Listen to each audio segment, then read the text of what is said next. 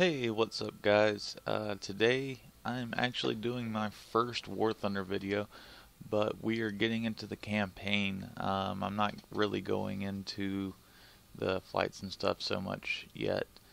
I'm not that I'm like terrible or anything, I'm just not great, but I honestly find a lot of intrigue in the campaign just because of how spot on War Thunder was able to get it. Uh, Basically what it is, we're going to start with the Japanese campaign first because most of us know what happened on the American side. Plus, it's always kind of cool, or not really cool in this situation, but intriguing to see the losing side and what was going on there. And as you can see, I've already completed these first two missions here, the first wave and second wave, but I haven't gone any farther than that. Just because I want to share it with you guys, just because I found it to be that good, that spot on. But basically, read the little brief synopsis. The campaign relates to the events of 1941-1942 in the Pacific Ocean, the attack of Pearl Harbor, and the battles of the Coral Sea, Midway, and Guadalcanal, recreated according to historical records, are shown through the eyes of pilots of the Imperial Japanese Army Air Force. With that said, I'm going to scroll through this. If you want to read it, we're going to watch a video later that's basically sums all this up. But if you want to read it, I'm going to scroll through it really slowly. So basically just pause your screen and you can see it. But yeah, we're doing this. Just a little brief synopsis about me. I've studied World War II for about 12 years. I'm 28 years old. I live in the USA, obviously, if you can't tell by the accent. But college graduate, everything. This is actually, I've been wanting to get into streaming for a while, but I couldn't find that one game that was, that just stuck out and that was just like, oh man, like you gotta let everybody else see this. But this I really like this. I really enjoyed playing this so far, and I really have to commend Gaijin, the creator of War Thunder, War Thunder themselves, on the creation of this, just because of how historically accurate it is. I mean, I'm not gonna lie. I know more about the European theater. And when I say, I have been studying World War II for 12 years now, it's mainly the European theater. But, when you study World War II, you do pick up bits and pieces of, here and there, especially through movies and stuff like that. But, I mean, I know enough of the Japanese, the Pacific campaign to get along. But yeah, without further ado, we're going to watch a brief video. The video's 2 to 3 minutes, something like that. And then we'll get straight into the first wave of the attack and the second wave. But what I'm probably going to do is actually break these up into two separate videos, 10 to 15 minute videos. So here we go. We're going to watch the video. Japan entered the 20th century in a period of transition. A country which had isolated itself from the outside world was being reborn as a leading world power. It was opening to the world and hastened to catch up with its backlog in all the most important spheres of industry, such as shipbuilding, aviation, and engineering. Foreign specialists were invited to train Japanese engineers, and the Japanese themselves started traveling and studying technical novelties. Over several decades, Japan managed to catch up with its backlog in the technical aspect almost from scratch, and to realize itself as a power which should dominate implicitly in the region. As it started to gain power, Japan turned its attention to its neighbors, aiming at expanding its areas of influence and its territories. Thus, in 1879, the Ryukyu state located on Okinawa Island was annexed, and in 1894, Japan fought a war with China, as a result of which Japan gained the island of Taiwan. Another war over redivision of areas of influence was fought between Japan and Russia in 1904 and 1905, the main result of which with the final annexation of Korea to Japan in 1910. All those wars won at the turn of the century built up the glory of the Japanese army and navy, as well as strengthening the faith of the Japanese in their unconquerable armed forces, and their confidence that Japan should become the largest state in Asia. In 1922, Japan was the first country in the world to launch a ship whose class was strictly determined as aircraft carrier. Shortly after that, aircraft carriers initially built as battleships went into service. All these facts demonstrate the importance of specifically naval aircraft in Japan. As both the Army and Navy possessed their own aircraft in Japan, both of them developed its aircraft quite separately.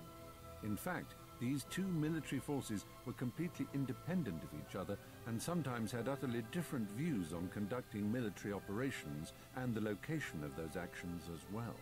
In 1937, a new war with China began when Japan established control over the northern and central parts of the territory. In response to the war in China and the movement of troops into French Indochina, the USA placed an embargo on oil and metal supply to Japan.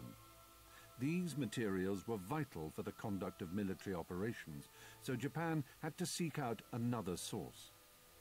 It was quickly found in European colonies in Southeast Asia, which automatically made them the object of military invasion. After the introduction of the embargo, the Japanese headquarters became more and more conscious that conflict with the USA and England was inevitable if the country continued its expansion southwards. And consequently, plans for a preemptive strike began to emerge.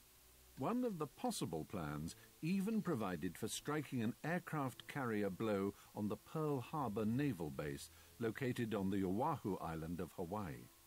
However, these plans would only be implemented if peace talks failed and Japan did not succeed in convincing America in the rightness of her position.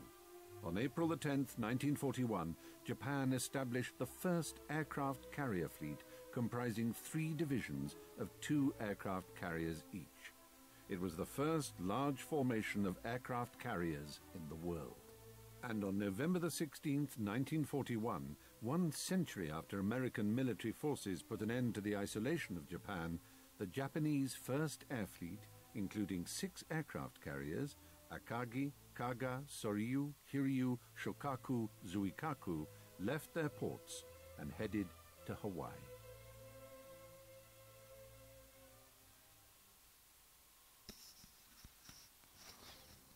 Okay, that was a little video. Basically, pretty much what led up to the attack on Pearl Harbor. And we're going to go ahead and start. I mean, it's kind of cool because it even gives you the conditions of how that morning was. The morning of December 7th, 1941. And, you know, pretty much everything that attacked. You know, you had the Mitsubishi A6M0s, the Kates, everything. So, here we go.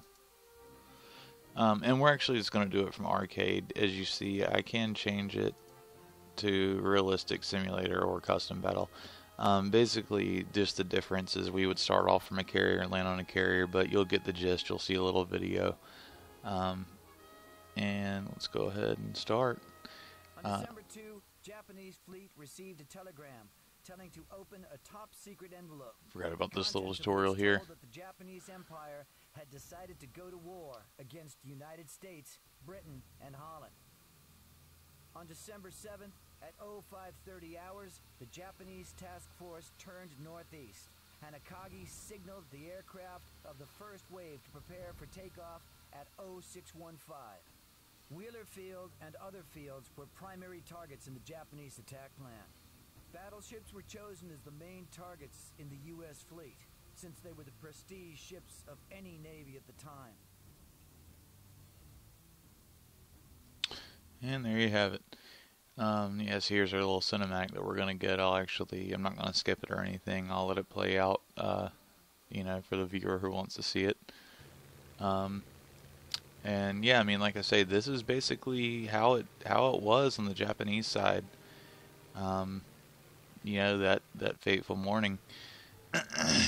And, I'm not trying to, I'm normally a pretty comedic guy, but there's really nothing comedic about this, and not trying to be a Debbie Downer or anything, but, it's true. So, and as I've also said, this is my first video on YouTube. I am a writer. I've been writing for about 10 years, do publish things. But I've been wanting to get into streaming lately. But I wanted to find that game that was stream worthy. I know there's plenty of them out there. I know there's going to be that guy who's like, oh, why didn't you want to stream this or this, but it's not necessarily that. Oh yeah, sorry, and we might experience a little bit of lag. So, and for those of you who have never played War Thunder before, that little thing on the ground down there, that's where my bomb would land if I was to drop it. So, then you hit tab, you can see basically all the other members in your little squad. So, and all these were, actual people that were there on the morning. And just to let you know too,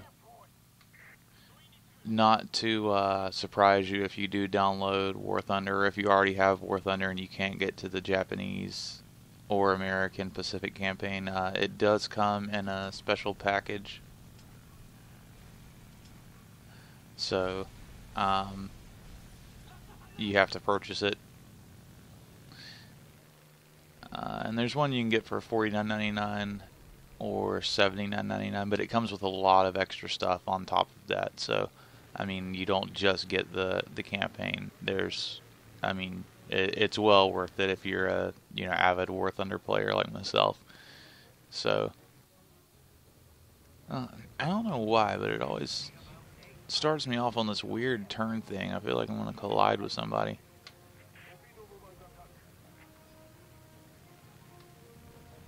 There we go. We're going to come back in, and then, yeah, this is pretty much how it was.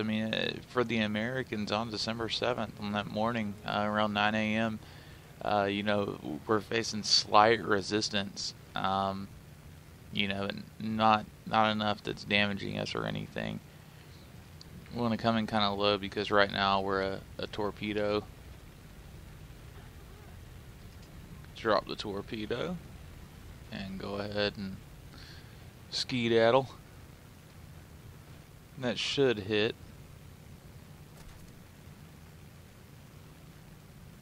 Maybe it didn't. Okay. And sorry for the lag, guys. Actually working on...